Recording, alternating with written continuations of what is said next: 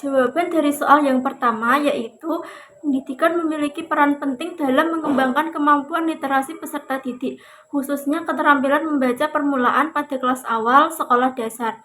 Membaca permulaan merupakan fondasi utama bagi keberhasilan belajar siswa pada jenjang berikutnya.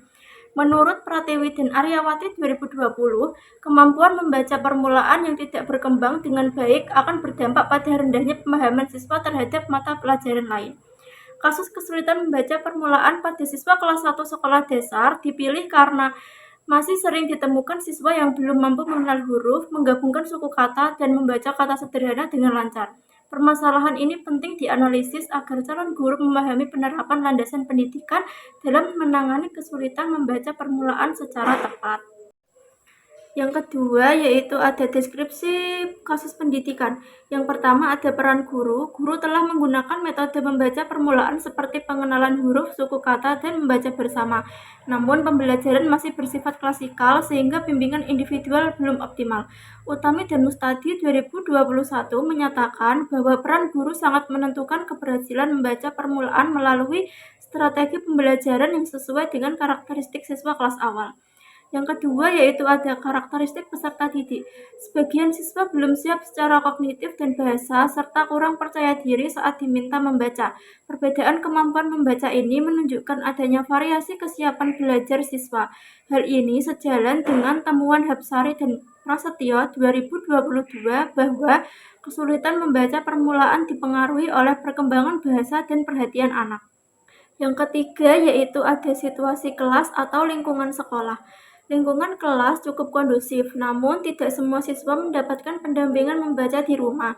Kurangnya kebiasaan membaca di lingkungan keluarga berdampak pada lambatnya perkembangan literasi awal siswa. Soal yang ketiga yaitu analisis 4 landasan pendidikan. Landasan filosofis dalam pembelajaran membaca permulaan tercermin dari tujuan pendidikan yang berorientasi pada pengembangan potensi dasar peserta didik sesuai tahap perkembangannya. Landasan psikologis tampak dari perlunya pemahaman guru terhadap perkembangan kognitif dan bahasa siswa kelas 1. Kesulitan membaca permulaan sering berkaitan dengan rendahnya kesiapan belajar dan kemampuan memori anak. Landasan sosiologis terlihat dari pengaruh lingkungan keluarga dan sosial terhadap kemampuan membaca siswa. Dukungan orang tua dalam membiasakan membaca di rumah sangat berperan dalam keberhasilan membaca permulaan. Landasan yuridis tercermin dari pelaksanaan pembelajaran membaca permulaan yang mengacu pada kebijakan pendidikan nasional. Yang keempat yaitu refleksi mahasiswa sebagai calon guru. Melalui analisis kesulitan membaca permulaan ini, saya menyadari bahwa guru kelas awal harus memiliki kesabaran, kepekaan, dan pemahaman yang mendalam terhadap perkembangan peserta didik. Guru tidak hanya mengajarkan membaca, tetapi juga membangun rasa percaya diri dan motivasi belajar siswa. Hal ini menjadi bekal penting bagi saya sebagai calon guru sekolah dasar. Yang kelima yaitu kesimpulan. Berdasarkan analisis tersebut, dapat disimpulkan bahwa kesulitan membaca permulaan pada siswa kelas 1 sekolah dasar dipengaruhi oleh faktor filosofis, psikologis, sosiologis, dan yuridis.